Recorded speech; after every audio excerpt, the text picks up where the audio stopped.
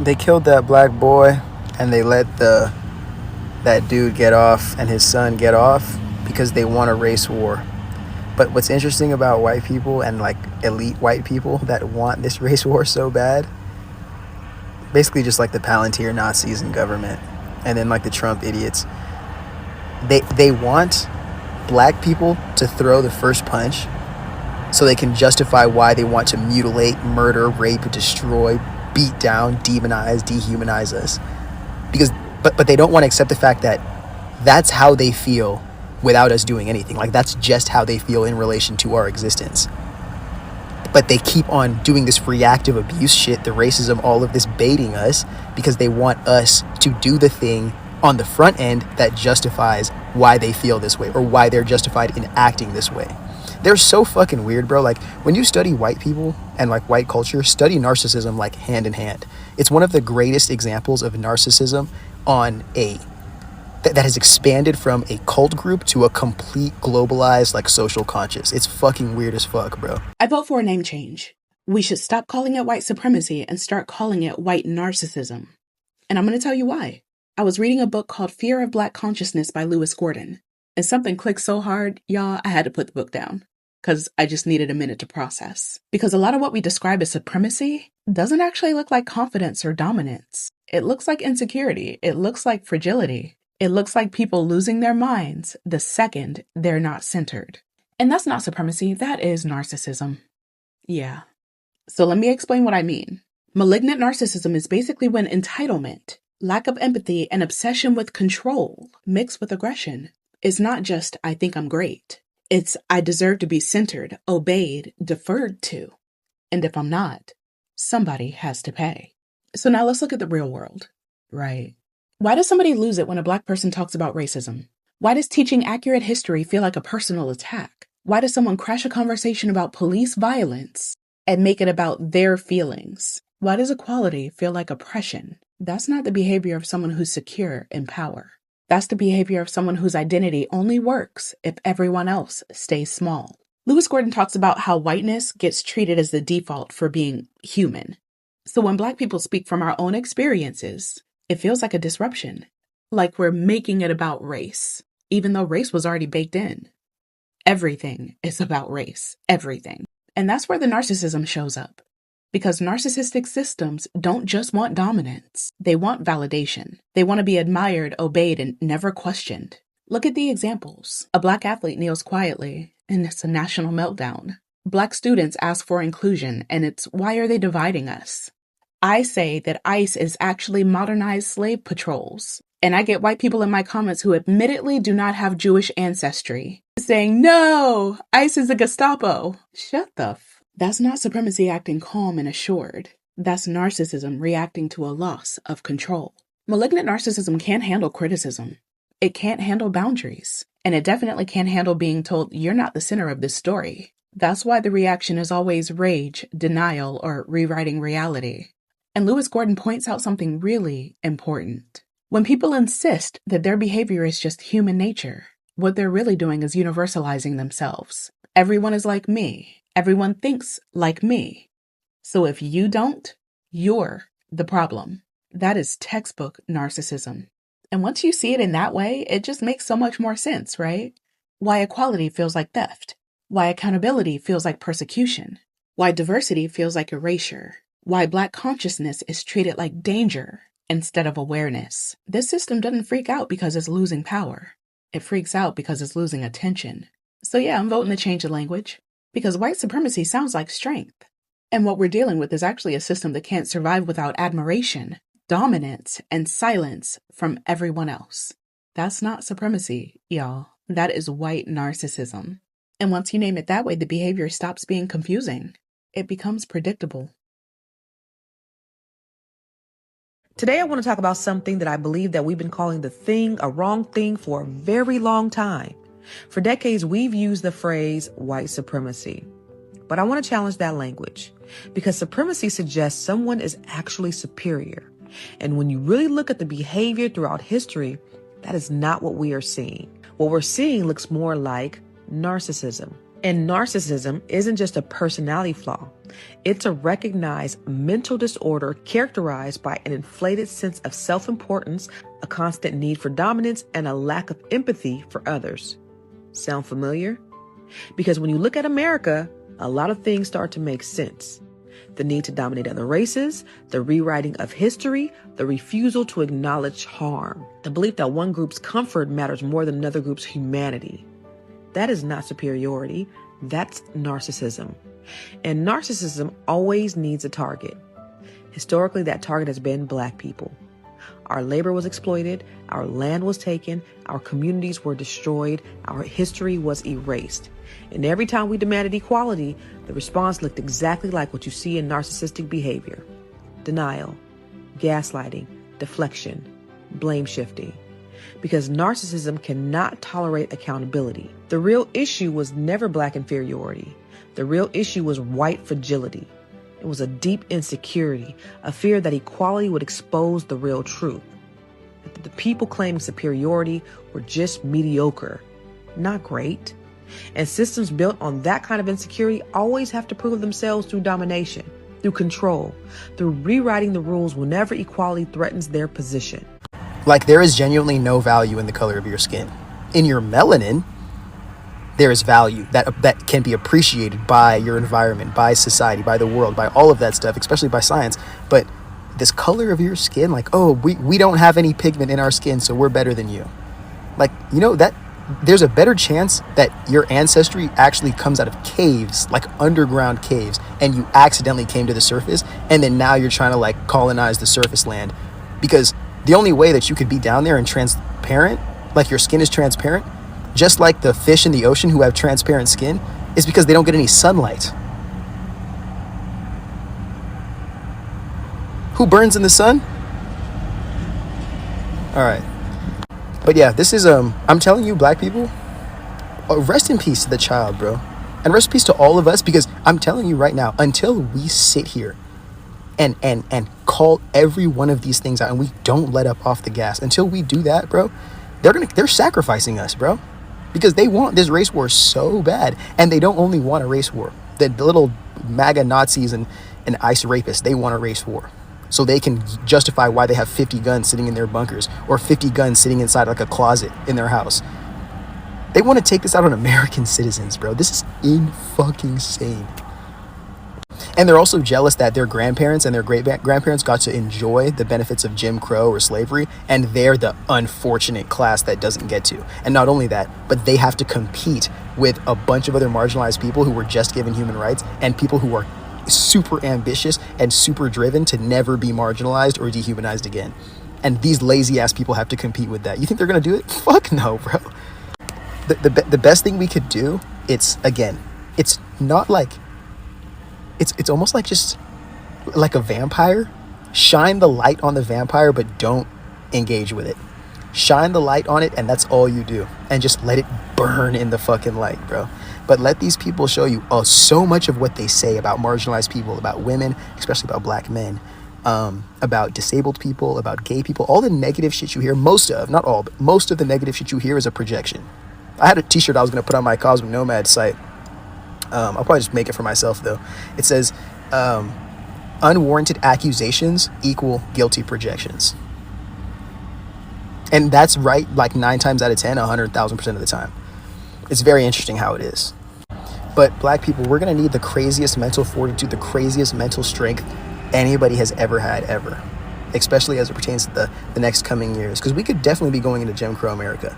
All so we don't have to call the president a pedophile, and we don't have to call Netanyahu a war criminal. Yeah, they'll destroy this country. And actually, let me add another take I have.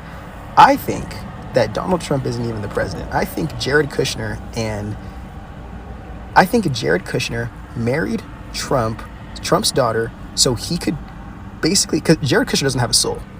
I think Jared Kushner married Trump's daughter so he could be the acting president behind Donald Trump, while using Donald as a scapegoat and leveraging Donald Trump's cult, while also being able to get Donald in office to pardon his criminal fraudster dad, who has a bunch of issues, but we don't have to go there for this conversation. And I think that Jared Kushner wants to escalate the violence in, or at least whatever it's going to take to create this new Gaza or this new Israel, greater Israel, whatever the fuck the project is, because he's going to be $100 billion real estate developer in this new land that they're creating. And if that doesn't make him a god, he's going to be some kind of king in this new Israel. And the whole entire point of these guys trying to like create this land for the fucking the Jews who got banished from literally every single where that they've ever been at, like this whole entire greater Israel project, it's so they can be the crown of Africa. They want to be the people who came from Africa, created their own, who came from outside, created their own land within, destroyed, colonized, corrupted everybody else's organization and system, forced everybody to worship their religion, and then became the actual gods, because the god of that religion that's going to come save the people who've lost everything is never going to show up.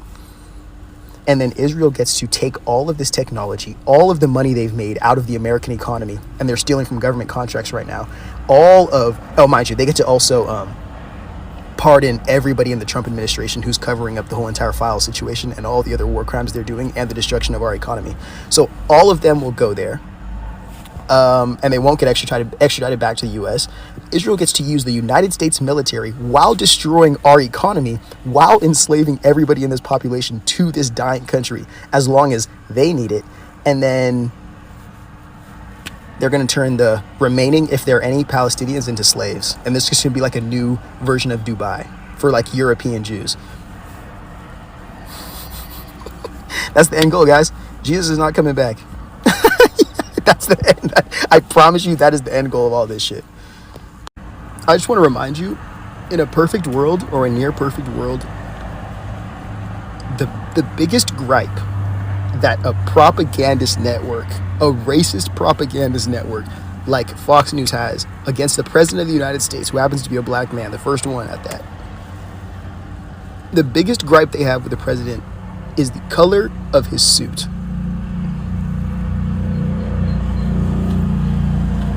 We live in a world where we took a felon who told his cult to overthrow the government to prevent him from having to leave office. We let him in a second time to get revenge on the deep state? No, the American people. We refuse to hold him accountable for being mentioned 3 million... Whoa. Did I say that right? 3 million times in a black book, which is really just a blackmail operation, probably directly on this guy, if I'm being honest, for the greatest child trafficker in the world that we know of right now, because I guarantee you there's a lot of people hanging out in churches that do it better. And we're just supposed to look over this. Oh, Donald Trump has gotten richer in like 1.5 years of presidency than he has in his entire life. Go look at every single person in Trump's administration speaking about Trump 10 years ago, and then also go look at Trump speaking about crypto 10 years ago. And look how everybody flips the second they're on the winning team. This country's a fucking joke, bro, and it deserves the depression it's going into. This shit's gonna last 75 years, bro. And a lot of you guys are too emotionally weak and fragile to endure this. You won't. You're gonna go to church and start coping again. Because this opportunity you had to make political change, to make real change in the real world that you could impact with this thing called democracy, which I still think is fake, you didn't. Because you took the low-hanging fruit of being able to turn around and look at every black person you saw and either call them a nigger or tell them to shut the fuck up for how they feel about being called a nigger. And now your president and all his fucking little child rapist friends are overthrowing the government, destroying this country from the inside out, and they're going to turn this place into a digital fucking prison for anybody who is not wealthy and doesn't have a means to escape this place. This is the final plantation, bro. And you bitches are gonna have to learn, bro. There is no way we are going to allow a con artist to take over the conservative movement, and Donald Trump is a con artist. It's typical Trump. All bluster, very little substance. For you to think that you can pimp out our proud servicemen and women to the Prince of Saudi Arabia is disgraceful, and it once again shows that you are unfit to serve as our commander-in-chief. Trump is a really bad candidate, and frankly, I think a really bad person. I want to talk to the Trump supporters for a minute. I don't know who you are, and I don't know why you like this guy. Well, I think the problem is, number one, he's a bully. And, you know, I don't like bullies. This is what happens when a leading presidential candidate goes around feeding into a narrative of anger and bitterness and frustration. This is a guy who said that John McCain is not a war hero, yet he sought his own 5 military deferments. There's nothing in our Constitution that gives you the power to go to war without the express consent of Congress. I'm a never Trump guy. I never liked him. We're about to turn over the conservative movement to a person that has no ideas of any substance on the important issues, the nuclear codes of the United States, to an erratic individual. He's a race-baiting, xenophobic, religious bigot.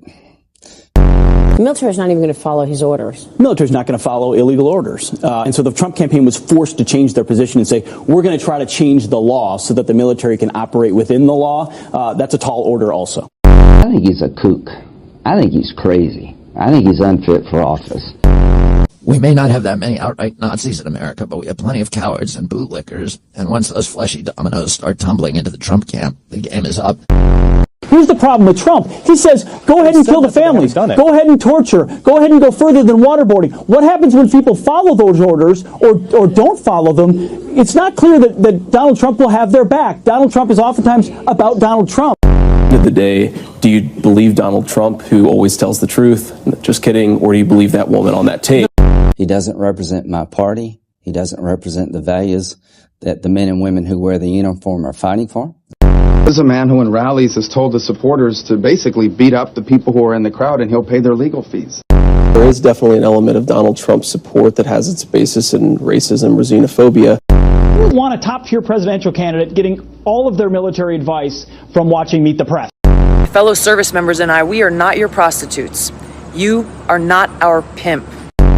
Can't stomach Trump. I think that he's noxious and is leading the white working class to a very dark place. No matter what happens in this election, for years to come, there are many people on the right, in the media, and voters at large that are going to be having to explain and justify how they fell into this trap of supporting Donald Trump. And then after talking to them and really sitting with Jared and sitting with Josh and finding out other pieces of information, I was like, wow, these guys might have really been holding Trump back and being very much a handler. Then I realized what it is. There's a man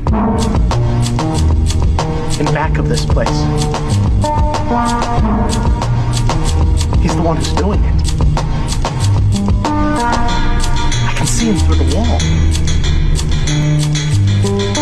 Hope that I never see that face. Nothing beats a Jet2 holiday.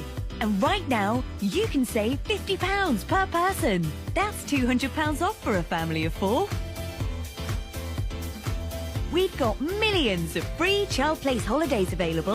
So Maxwell Azzarello was the guy who set himself on fire in front of the courthouse where Trump was having his hush money trial. Now, right away, everything that I see people talking about him are calling him a conspiracy theorist, unhinged, unwell, everything that they want to call this guy to try and dismiss why he would do this. And because it was in front of the Trump trial, everybody was asking, is this about Trump? Is this about Biden? Those pamphlets that he threw out before he set himself on fire, did they talk about Biden or Trump? Now, I looked up Max Azzarello's Substack to see what was the ideology in those pamphlets because I wanted to know what would make a person want to do this. And look, just from what I saw on the Substack, it makes sense why the mainstream media is quick to call him a conspiracy theorist because he was just laying it out the way it is. What he was saying in those pamphlets is we have rich people around the world controlling everything and fucking the rest of us. He's basically saying all these people know each other. They're all bought off. The Republicans and the Democrats are friends. And again, we're all being fucked by them. They're like, he mentioned The Simpsons. He was mentioning that all the people who write for The Simpsons went to Harvard and they are part of the system. So they created a show to essentially make fun of us. Like, look at it. You guys are being controlled by a billionaire and you're too stupid to figure any of it out. Or they were saying, oh, he's mentioning cryptocurrency. You know how crazy people mention cryptocurrencies? He was mentioning cryptocurrency because he's saying that cryptocurrency is the biggest Ponzi scheme in the world, that rich people know that they're destroying the world. They're exhausting the resources. So now they're coming up with a new way to enrich themselves, keep us poor, and now it's just make-believe money.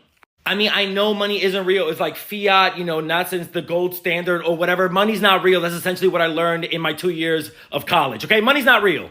And that's why Max Azzarello set himself on fire in front of Trump's trial to show, look, you're going to let this fucking billionaire, this fascist who's on trial for hush money to a porn star and 91 or 100 other indictments, also someone who's very much part of the fucking system that want to keep oppressing us and keep us in this state. Max Azzarello in his pamphlet was just laying it out the way it is. Hey, rich people are fucking us. We're letting it happen. And if we don't do something, it's all going to collapse. And at the end, he really said, I wish you all good luck. So yeah, that's why they're going to be quick to call him a conspiracy theorist. But what are we going to do? Are we really going to let these rich motherfuckers keep destroying this world? There's enough to go around. There's enough goodness in this world left for us to try to fix it. And Max Azzarello was trying to tell us, hey, do better and good luck.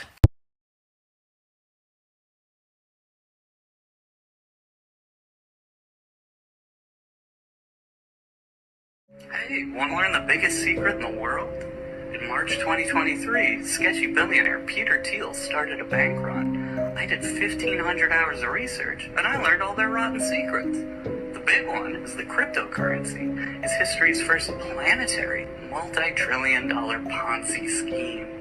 That's an economic doomsday device. And when that Ponzi goes insolvent, as all Ponzis must, we'll get the worst economic collapse in world history. And every powerful person you can think of is in on it. Want to know why everything gets worse and more expensive? That's because we live in a secret kleptocracy. That's when the government gets taken over by con artists whose only job is to steal from the public.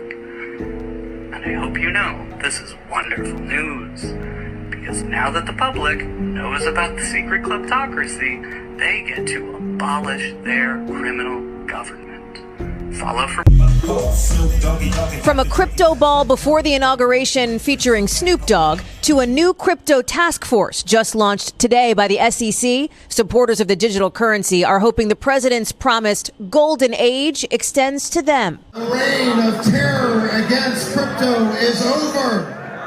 And now, after using his Trump brand to sell everything from steaks and vodka to sneakers and Bibles, the president promoting his company's newly launched Trump meme coin. I don't know much about it other than I launched it. I heard it was very successful. Those tokens, usually pegged to internet trends or celebrity endorsers, holding only the value traders put in it. At one point, the Trump coin rocketing from $6.50 to more than $72. Today, trading closer to $45 a coin.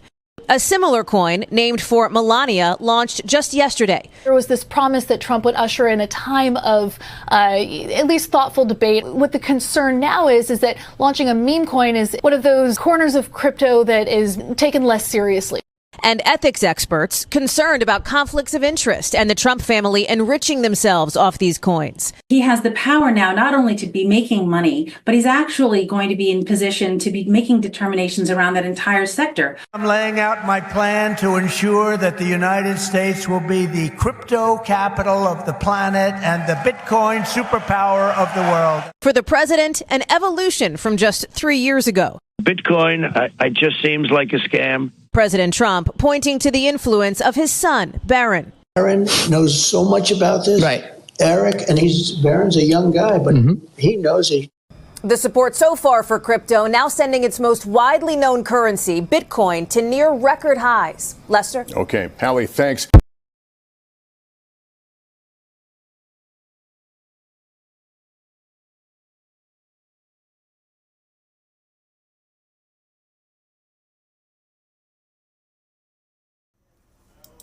I have set myself on fire outside the Trump trial. My name is Max Azzarello, and I am an investigative researcher who has set himself on fire outside of the Trump trial in Manhattan. This extreme act of protest is to draw attention to an urgent and important discovery. We are victims of a totalitarian con, and our own government, along with many of their allies, is about to hit us with an apocalyptic fascist world coup. These claims sound like fantastical conspiracy theory, but they are not. They are proof of conspiracy. If you investigate this mountain of research, you will prove them too. If you learn a great deal about Ponzi schemes, you will discover that our life is a lie. If you follow this story and the links below, you will discover the rotten truth of post-truth America. You will learn the scariest and stupidest story in world history, and you will realize that we are all in a desperate state of emergency that requires your action. To my friends and family, witnesses, and first responders, I deeply apologize for inflicting this pain upon you, but I assure you it is a drop in the bucket compared to what our government intends to inflict. Because these words are true, this is an act of revolution. Last March, a billionaire named Peter Thiel started a bank run on Silicon Valley Bank. I knew enough about Thiel that I found this incredibly suspicious. My hunch was that this was intentional, though I couldn't fathom why. I began investigating online and quickly found cryptocurrency's fingerprints all over it. The bank run occurred just days after Silvergate Bank, which catered almost exclusively to crypto companies, collapsed.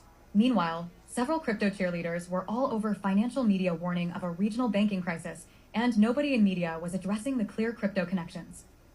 I dug deep into the financials of Thiel's venture capital firm Founders Fund and eventually uncovered the following, all proven many times over.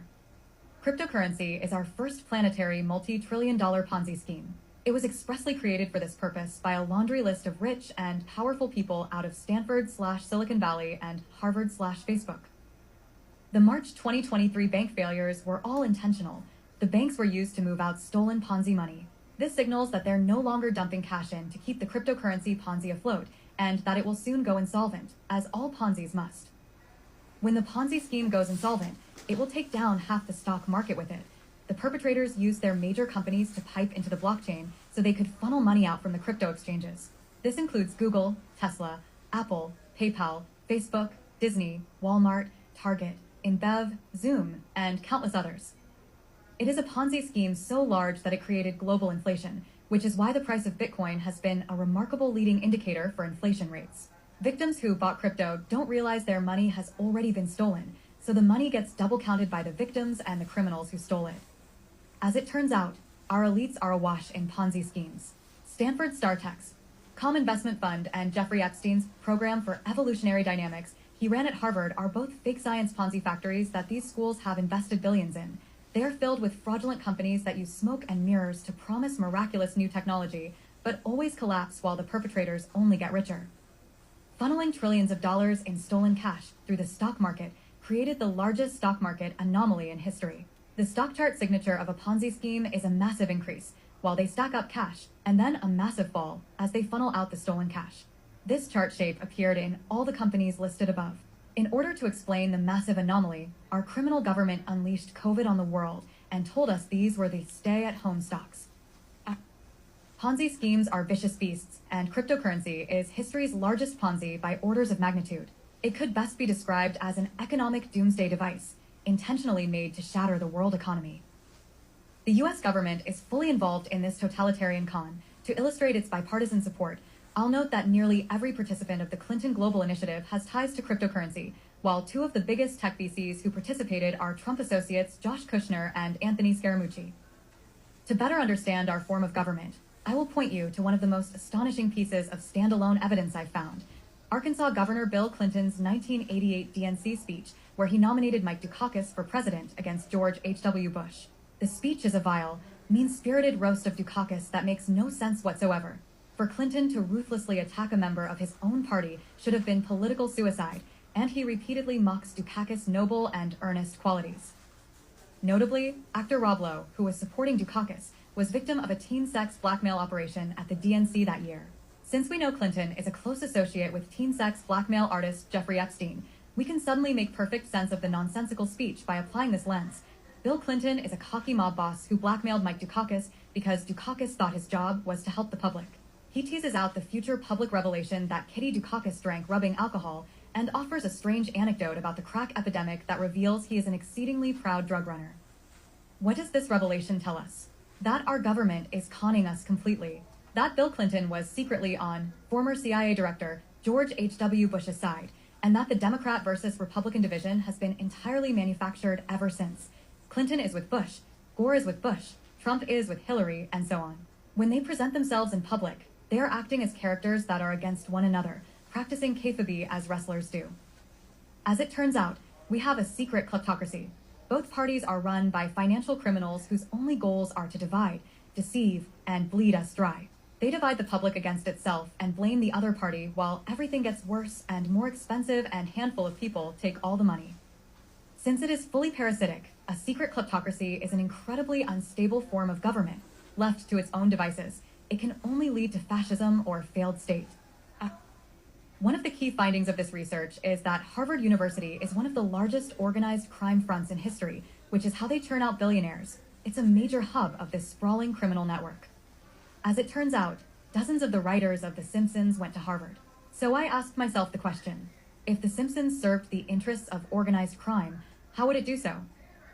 Well, it offers a dysfunctional family suffering from moral decay, a community incapable of solving its problems, a worker drone who slaves away for an evil billionaire, and cathartic laughs for our poor collective circumstances.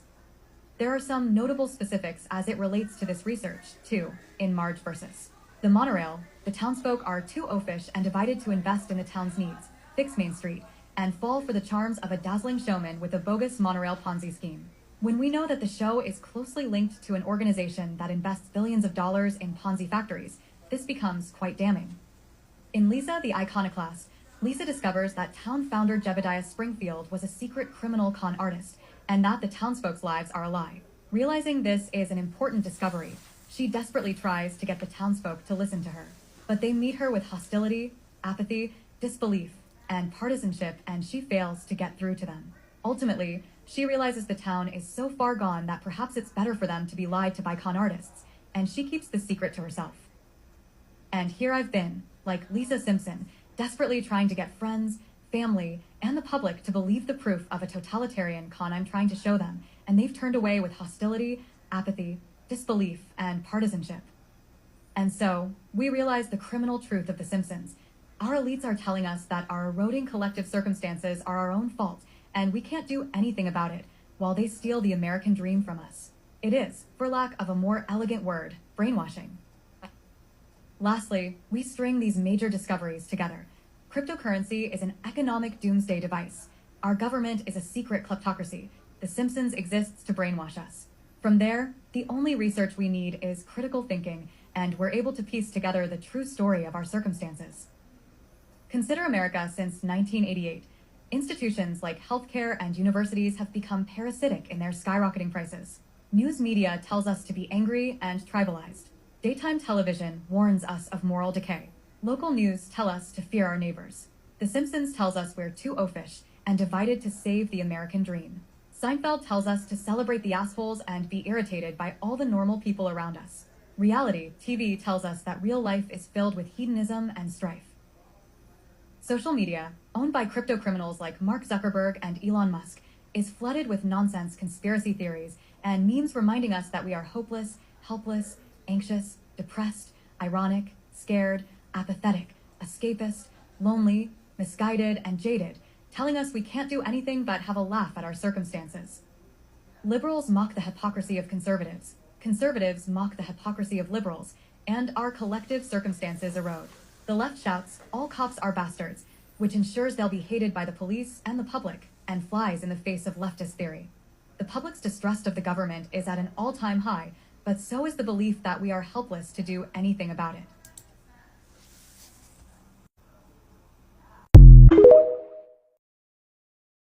All this, a sharp rise in apocalyptic messaging, climate change will kill us all, COVID will kill us all, vaccines will kill us all, AI will kill us all, no matter the bubbles we ascribe to, we're bombarded with existential crises with no solutions.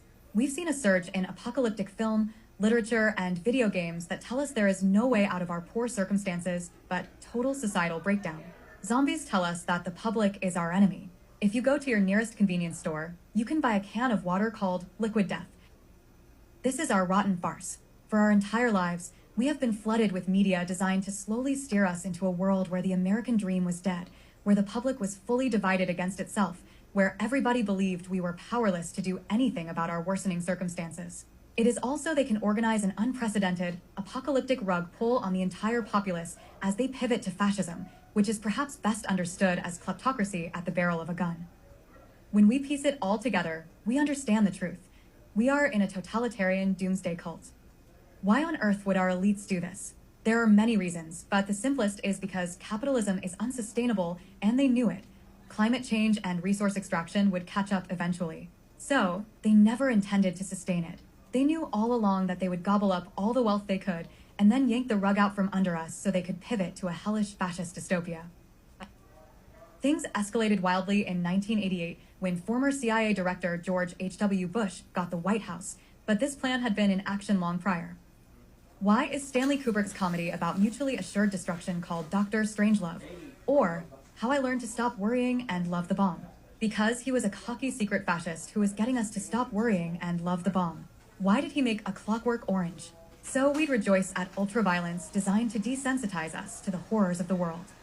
Why were the Manson family murders crawling with cover-ups and intelligence agents? Because our government wanted to make us fear for our lives and believe that hippies are deranged psychopaths. Why did Walt Disney produce a fraudulent documentary that told us lemmings follow each other off cliffs? So we would believe it. Why did the Beatles tell us to fear the taxman, to scoff at revolution, chase nonsense conspiracy theories, and that happiness is a warm gun? So we would believe it. Why did Easy Rider tell us that the hippie movement was dead? So we would believe it. Why did Chinatown end with defeatism in the face of massive corruption? So we would believe it. Why did George Orwell tell us of a hellish future of totalitarian control that we are powerless to stop? So we would believe it. Why did Wall Street tell us greed is good? So we would believe it. Why did Do the Right Thing tell us we're all racially tribalized? So we would believe it. Why did Simpsons creator Matt Groening make a comic strip called Life in Hell? So we would believe it. And on and on and on and on. When it comes to any popular media, if you ask yourself the question, why would secret doomsday cult kleptocrats want the public to consume this? You will find your answers. This is obviously very bad news, but the biggest lie we've been told is that we are powerless. We've got one way out of Hell World, and that's for the public to realize that we've been conned completely so we can build a united movement that shatters every lie they've told us, mocks this rotten farce as loudly as it deserves, and aims at nothing short of abolishing our criminal government so we can build one that serves the public. To understand this story is to see right through the con, to become immune to the endless sea of criminal propaganda, and to feel the great joy and power that comes with freedom. If a small number of people quickly put on these truth-colored glasses, we are in for an unimaginably bright future. If not, we get an apocalypse. For more information, I've put together this booklet that includes other major findings and a map to a sea of proof, along with all the other essays on this site. For the true history of America since the end of World War II, see here. To see this discovery unfold in real time, along with further explanations, hundreds of pieces of evidence not covered here, advice, inspiration, political theory, and the heart and soul of a man escaping history's largest doomsday cult, see my Instagram story highlights. I apologize for leaving things so scattered, but this has been an exhausting affair. So long as you understand this true ideology, you will be able to learn the whole story. Here is a federal lawsuit I filed against dozens of perpetrators of the cryptocurrency Ponzi, not for litigation, but just to preserve the information and attach my name to it. I was terrified and hadn't slept in days, and it shows, but it served its purpose of keeping myself alive long enough to keep learning and telling this story. I no longer have my original research files from the crypto rabbit hole. If you want to see them, you'll have to get my laptop back from the government. Ask them how they got it. It's a very fun story. I hope you know how powerful you are. I wish you a hell of a lot more than luck. Mox is a...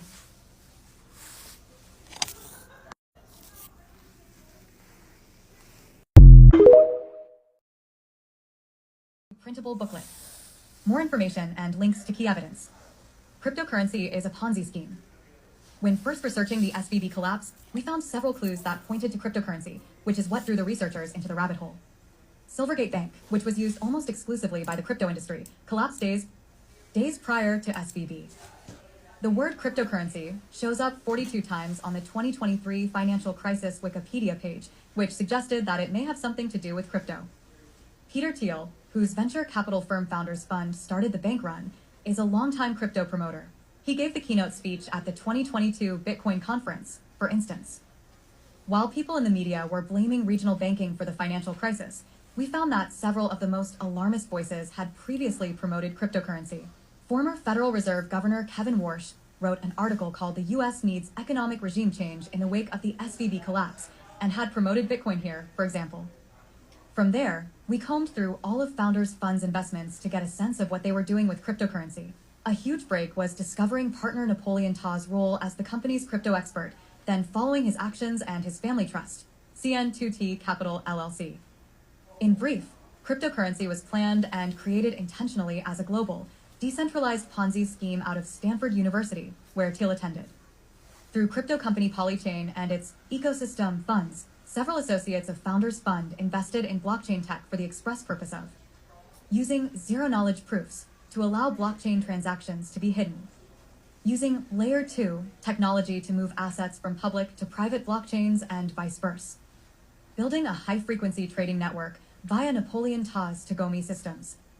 With all of the above, they were able to secretly funnel out all of the cash that was invested in cryptocurrency and or shuttle crypto assets across different exchanges.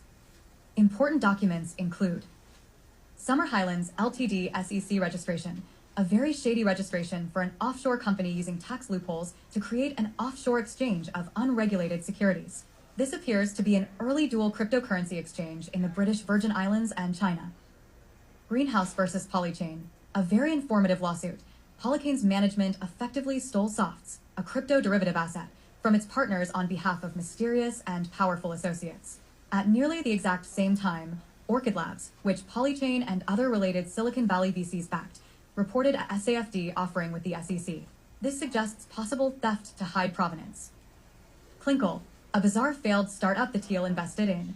They had the largest seed funding round in VC history, promising mysterious sound-based payments technology. The tech never came to light and the company went up in smoke due to well-publicized unforced errors. Along with big Silicon Valley names, investors included Richard Branson, Ross Perot Jr., StarTex.com, a Stanford University investment fund, and multiple Stanford professors. Westpac, offshore bank accounts in the Cook Islands. One of the investors in Clinkle was Stanford professor and Westpac Bank CEO, Robert Joss. This is his only case study, and it appears to be a criminal recruitment document, looking for Stanford students with no ethical qualms about unregulated offshore banking. Affirm Holdings SEC Investors' Rights Agreement. Affirm is a PayPal spinoff, whose stock has long trended toward zero and appears to be used to move their money into the crypto Ponzi pool. This investors list includes some of the richest and most powerful people on the planet who are seemingly losing their money. Starkware Investors List. This Israeli crypto company investors list includes virtually all the big names in Silicon Valley, highlighting just how many have gotten into the crypto theft bonanza. On that note, there is fundamentally no difference between Bitcoin and any other altcoin cryptocurrency. It appears that the smaller Stanford plus Harvard plus Silicon Valley crew were the original investors, then others in their networks saw how much money they had stolen with Bitcoin, and they all flooded into the space with more and more altcoins. They are positioned as alternatives, but they're all the same Ponzi scheme. Additional information, such as a damning Bitcoin volume anomaly, is found in the Ponzi Papers Part 4. Big Ponzi players.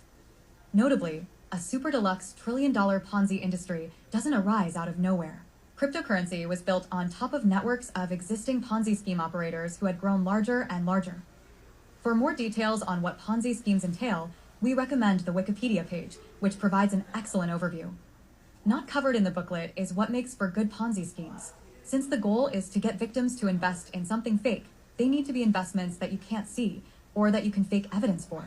Among the hundreds of Ponzi schemes we identified, we found a few flavors.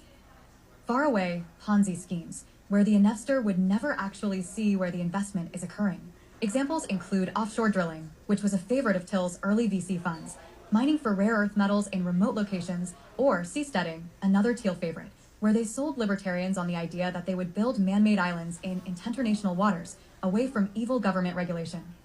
A subset of these are adventurer Ponzi schemes, favored by Richard Branson.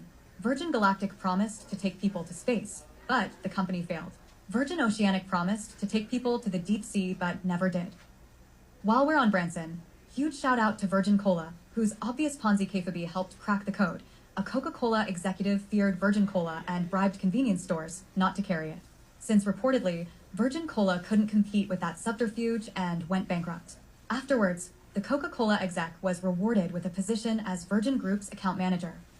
Bullshit science Ponzi schemes. Since they focus on speculative technology, they always have a justification when the investment fails. Theranos would be a good example, except her billionaire investors were in on it. This was the crux of Jeffrey Epstein's program for evolutionary dynamics at Harvard University, which he promoted via Scientific American magazine. There are countless examples on StarText.com, an $8 billion Ponzi factory out of Stanford. Theranos-like companies that promise fantastical diagnostics with a drop of blood, retinal scans, and breath inhalers that do the same, manufacturing made out of thin air, and Tombot, a poorly disguised puppet that promises AI-powered therapy for elderly dementia payments. Elon Musk has his own example with Neuralink, which promised sewing computer interfaces into the brain. More recently, Stanford alum and crypto/AI guru Sam Altman has offered the absurd claim that his WorldCoin project will provide universal basic income cryptocurrency through the mysterious power of a retinal scanning orb. Richard Branson, his career has been littered with Ponzi-shaped failures, but he's made billions nonetheless. We've got a list of several here. The Clintons. We've got a breakdown of the Clinton Global Initiative's crypto connections here, written in code, since the original posts got removed. If you Google any other speakers at Clinton Global Initiative along with the words blockchain or crypto, you'll likely find many more crypto connections. Notably, many of these people work in the government or nonprofit industries, which helps highlight just how rampant this Ponzi theft has spread. As mentioned, Jeffrey Epstein allegedly co-founded Clinton Global Initiative, which helps explain why Bill Clinton had flown on Epstein's plane dozens of times. The purpose of so many charities associated with the mega-rich and powerful is international laundering. They're investing billions in organized crime network under the guise of goodwill. Because Ponzi schemes require a pool of cash on hand to pay out investors whenever they sell their assets, the vast majority of this cash was used to seed crypto liquidity pools in various exchanges. These investors would expect to lose their money, but would later receive huge returns elsewhere when victims' cash gets stolen out of the crypto exchanges. See effective altruism for an entire cottage industry out of Silicon Alley that is used to justify mega donations for this purpose. Notably, Sam Bankman-Fried's mother, Stanford professor Linda Fried, is a huge proponent. Ross Perot, while we have less information on older companies, his electronic data system stock had one of the largest rises and then a sudden collapse, giving Perot the world record for most money lost in a single day. Beyond that, his role in the criminal network becomes clear once we know that George H.W. Bush and Bill Clinton were on the same side. Perot ran as a third-party candidate in 1992 to take votes away from Bush and give Clinton the victory. And as mentioned, his son was one of the big-time investors in Clinkle, which was one of the first money laundering fronts for cryptocurrency. Mark Cuban, along with buying Perot systems, Cuban has been a huge crypto proponent. Elizabeth Holmes, her story is well known, except that her investors were in on it, which we can tell through the repetition of the scam from Clinkle, with both companies out of Stanford, the fact that all of her investors have gotten much richer, and that she recently got a puff piece written up in the New York Times. Notably, her father was an Enron executive. Secret kleptocracy. You already have a sea of evidence that our society has not functioned at all like a representative democracy since 1989, which we've put together here.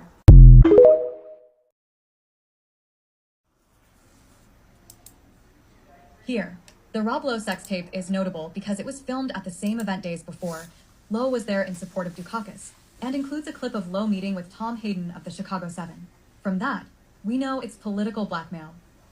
For a detailed write-up on the speech, see our long-form essay here.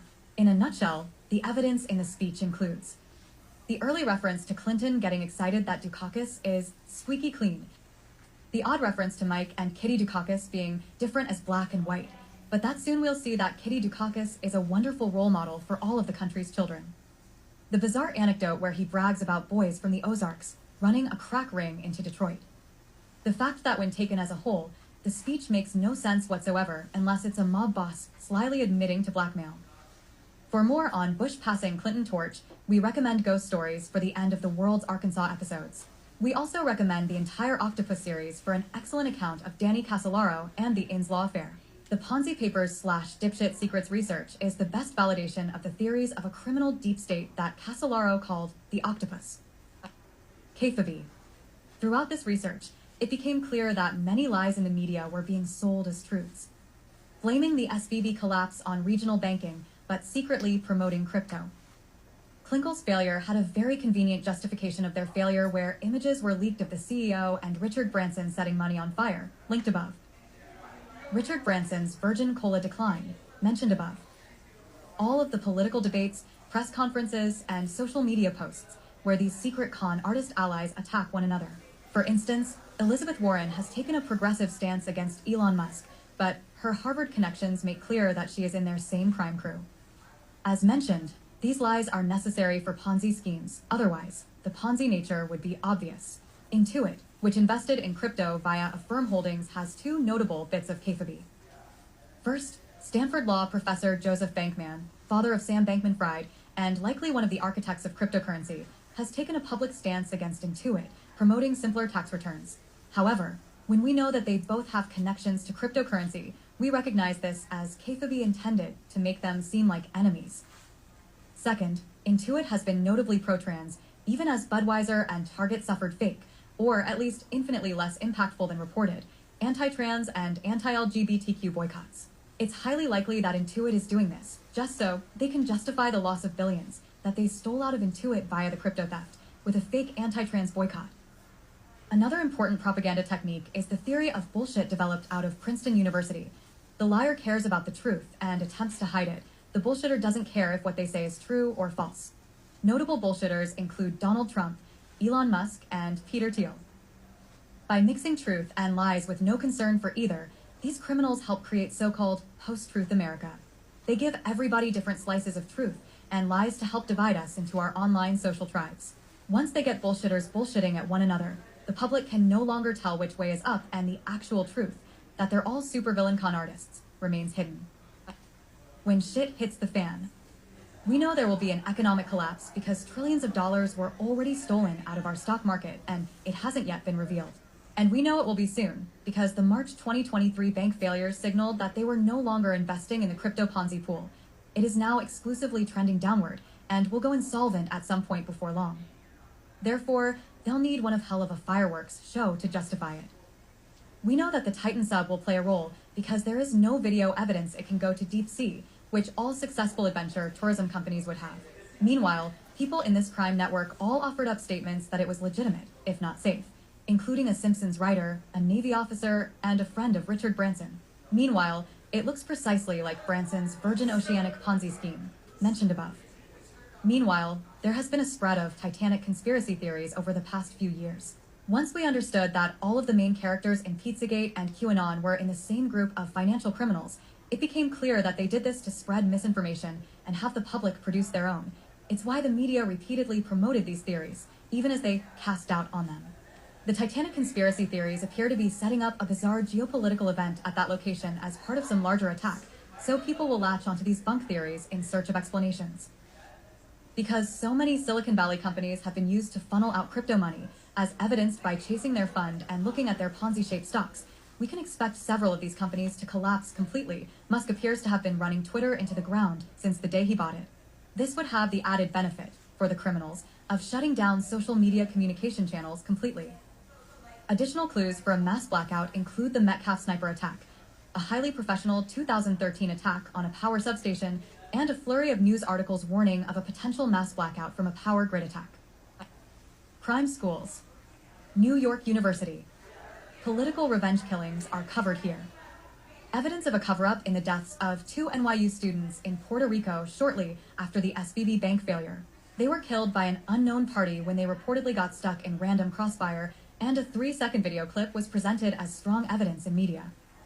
Meanwhile, NYU President's Global Council appears to be functionally identical to the Clinton Global Initiative, a thinly veiled international money laundering operation conceived of by Chandrika Tandon, wife of Ponzi financier Ranjan Tandon. Evidence for a blackmail ring includes a statistically massive number of student suicides, listed here. There are several online documents that mention snooker, but are secret references to blackmail, an example of thieves' cant. This may sound far-fetched on its own, but these documents were found on websites connected to cryptocurrency and other Ponzi scheme websites. With this in mind, here we have a strange biography of snooker player Steve Davis that matches perfectly to the story of Jeffrey Epstein when we know that snooker equals blackmail and poker equals Ponzi schemes, and online poker equals cryptocurrency. In that light, we can identify Lucania Snooker Club as NYU, where Epstein attended college before being whisked away to the Dalton School, where he was hired by a CIA/OSS officer. Lucania is Lucky Luciano's birth name, and it suggests that NYU inherited Luciano's blackmail ring from his mob headquarters just down the street. This theory was confirmed when we read the reference book, How I Play Snooker by Joe Davis, which costs a staggering $300 for a used copy. Sure enough, if we read it of the mind that it's a coded blackmail guide, we were given an excellent introduction for how to blackmail somebody. A brief key. The blackmail artist is the snooker player. The cue ball is who they present as to the victim. The object ball is the victim. The distance between the two balls represents how close or distant our relationship is with the victim. The screw shot is the reveal where the victim's trust is betrayed for the purposes of blackmail. University of North Carolina at Chapel Hill. Student body president Eve Carson was reportedly murdered by two thugs from the hood who had carjacked her. Notably, the only evidence of the murder itself is hearsay. A friend of the two said that they told him all the details of the murder and got a federal drug charge reduced for his testimony. This should be completely inadmissible in court. The fact that it's the only evidence strongly suggests a cover-up. Once we know about Bill Clinton's sly admission of blackmailing Governor Dukakis, we can see UNC President and former Clinton Chief of Staff Erskine Bowles' speech at Eve Carson's memorial in the same light. He is stifling a laugh throughout and makes several curious statements and gestures, with one evoking her face being ripped open with a shotgun blast. Additionally, the introductory audio clip of Eve ends with a jarring cut, implying that she wants to take from the needy. In the video, we're given the same motive as the Dukakis blackmail. Carson was assassinated because she was a noble, honest public servant who fought for her student body, demanding that a board meeting to raise tuition rates be opened up to the public. Additionally, once we know just how often high-tech biomed is used for Ponzi schemes, it appears that UNC President Holden Thorpe, who was handpicked by Bowles, has made a career in Ponzi schemes. The Simpsons and mass media propaganda. While The Simpsons can't obviously collectively brainwash the masses on its own, it's just one example created for this specific purpose. We find similar goals of instilling fear and partisan division throughout new media and daytime television. We are bombarded with messaging with the express purpose of dividing us and instilling learned helplessness. It's a cult leader tactic on a global scale. Simpsons creator Matt Groening revealed his hand on the cover of the very first issue of Life in Hell, his pre-Simpsons comic book.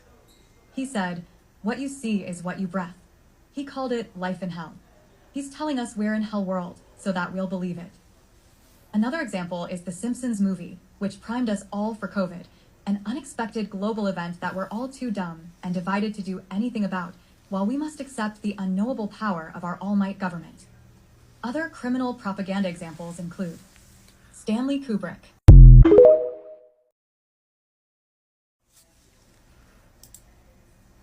Part 4, the crypto part. As mentioned in the last installment, JP Morgan CEO Jamie Dimon referred to Bitcoin as a decentralized Ponzi scheme. Now we're going to find out what he meant by that. Incidentally, Dimon was deposed in a couple of Jeffrey Epstein lawsuits this week. More info on what that might be about here. Thanks for reading the Ponzi Papers. Subscribe for free to receive new posts and support my work. We're going to be building our understanding of Ponzi schemes as we go, but check out Wikipedia if you want to learn more. Because Ponzi schemes aren't actually making investments with the money they've brought in and are funneling money away. There is never enough money to pay back all the investors. When investors withdraw funds, they are paid back with some of the cash that was never invested. Because of this, Ponzi schemes are always limited by the cash they have available. When that pile of money runs out, the scheme is over. If a Ponzi scheme has a publicly traded stock, this is the part where the stock price plummets and then the company goes under. For any Ponzi scheme to stay operating, it must keep bringing in more money. Just as every other industry has grown dramatically with computers and the internet, the same is true for Ponzi schemes. Spreadsheets, advertisements, and training materials could be copied as they moved from one scheme to the next. Once they could make a website and take online payments, they could pull in victims from all over the world. As more things seemed possible, they could promise loftier things like deep-sea adventures and trips to space. But that was nothing compared to what they did with crypto. Quick, what's the first thing you notice when you look at that chart, even if you don't read the title? Is it those 2 years starting August 2018? This is a chart of historical Bitcoin daily volume, the number of Bitcoin moving through whichever exchanges and pools investing. Calm pulled their data from.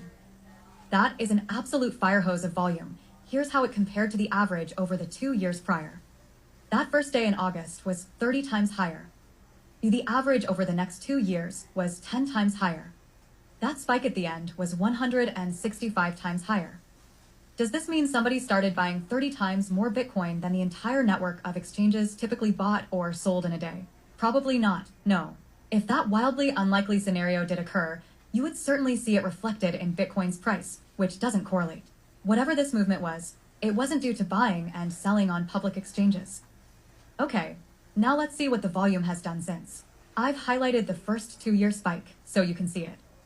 This spike was shorter, just 66 days. But if the first one was a fire hose, this was a jet engine, 725 times larger on average and 3,500 times larger at its peak. I've mentioned Peter Thiel a few times now.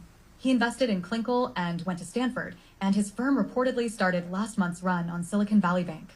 Though he's more well known for things like co-founding PayPal, getting in early on Facebook, and bankrolling Hulk Hogan's lawsuit against Gawker, to name a few. In 2005, Thiel and 2 other Stanford grads / PayPal co-founders started a venture capital firm called Founders Fund, which has $11 billion in assets under management, with big stakes in companies like Airbnb, SpaceX, Stripe, and Oscar Health. It's tough to know the investment details of any VC firm. They get to keep things very private. But we can get some clues about Founders Fund's cryptocurrency holdings over the years. In March 2018, Thiel said he was long Bitcoin and neutral to skeptical of just about everything else.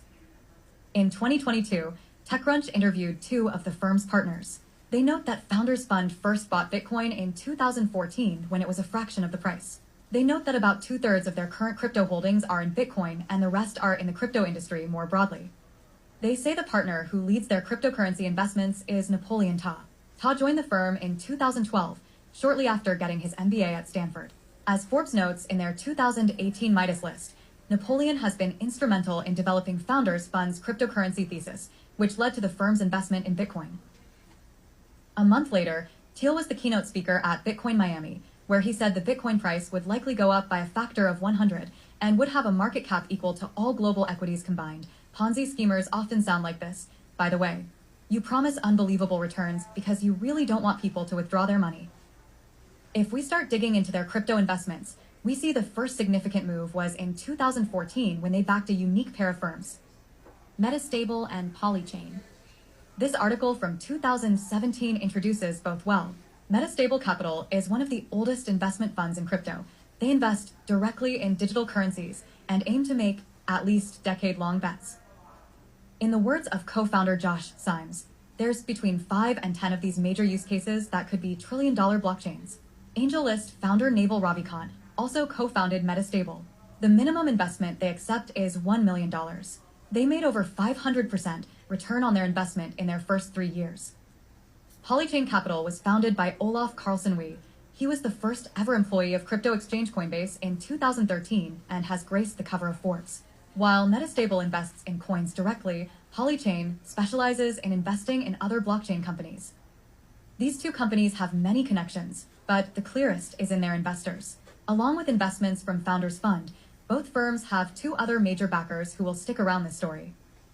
Andreessen Horowitz. They started with $300 million in 2009 and have grown to over $28 billion in assets, nearly 3 times the size of Founders Fund. Co-founder Mark Andreessen was an early investor in Facebook, getting a seat on the board in 2008 where he has sat alongside Thiel ever since. Sequoia Capital. They've got an eye-popping $85 billion in assets under management, having made early investments in Apple and Google, among many others. Similar to Klinkle, it may not say much if one of these funds invests in a company, but when several of the biggest, most well-known tech VCs invest in a pair of companies, it can signal an industry-wide push in that direction. I dug through Polychain's various funds to learn more about these companies. Their 3 ecosystem funds are where they're investing in specific new crypto technologies. Googling each provides more information. First, a quick crypto lesson. Blockchains are distributed ledgers that list all the transactions on that chain. They're a real mathematical and digital thing that was first created for Bitcoin in 2008 in an anonymous white paper. These technologies are kind of like that, infrastructural and mathematical developments that allow new things within the digital space. Polkadot allows seamless, secure transactions across blockchains, including between public and private blockchains, explained in great detail here. The writer explains the need for Polkadot with an apt analogy. Think of different banks, for example, that were not allowed to interact. We would not be able to transfer money smoothly from one bank to another. Polkadot is like being able to transfer cryptocurrency from a public blockchain to one you don't know exists. Sila provides anonymous mobile phone cryptocurrency transactions using zero-knowledge proofs, an impressive feat of mathematics where a transaction can be confirmed without providing any information about the parties or the transaction. Finity is all about increasing the speed and volume of blockchain transactions, efficiency that is many orders of magnitude improved to scale without bound, emphasis mine. If Polychain could get all three of these developed, new things would be possible. With Polkadot and Silo, they could hide the movement of virtually any cryptocurrency from anywhere in the world. With Finity, they could shuttle these coins all over the world with unprecedented speed and volume. Remember in our Ponzi scheme lesson above for all the co-conspirators to pull from. So what were those massive spikes of volume we saw at the top, exactly? That appears to be the decentralized Ponzi scheme in action, moving massive amounts of Bitcoin around the planet. There's a lot more to the story after Polychain, and a lot more evidence around this decentralized Ponzi scheme, but let's just add a couple data points that may support the theory for now so we can take a nice break from the crypto weeds. If you dig through a VC firm's SEC filings, you often don't have much to go off. They basically just say, we sold some unregistered securities for X dollars. But a few things stand out about the filing for Founders Fund's Founders Growth 2, LP. While almost all of the company's filings list the co-founders, this is the only fund that includes Napoleon Ta, the longtime partner who led their crypto strategy, as a director. This means Ta played a very active role, and it would suggest this fund is related to crypto. The fund sold $3.4 billion worth of investments. This is the company's largest reported sale by far. The sale was filed with the SEC on March 4th, 2022. This was the same exact